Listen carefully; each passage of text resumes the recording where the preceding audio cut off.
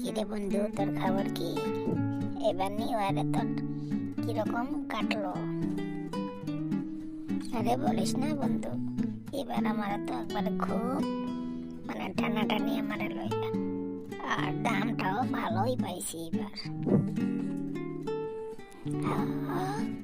তোর তো দাম পাইছস মোটামুটি, তোর লগে তো আমার 20 টাকারই ডিফারেন্স।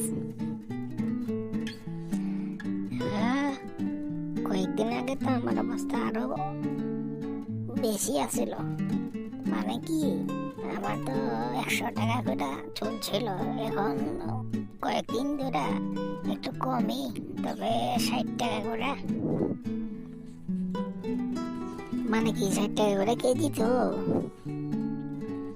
আরে ভাই 60 টাকা কেজি। আর তোর কেজি কত? আমার তো আর কি 35-40 চলতেছে আর কি এখন মার্কেটে। তবে ভাই যতই কস না কেন, আমগতিকা কিন্তু রসুনে কিন্তু বহুত বেশি, রসুনে 400 টাকা কেজি। কস কি রে ভাই, রসুনের 400 টাকা কেজি?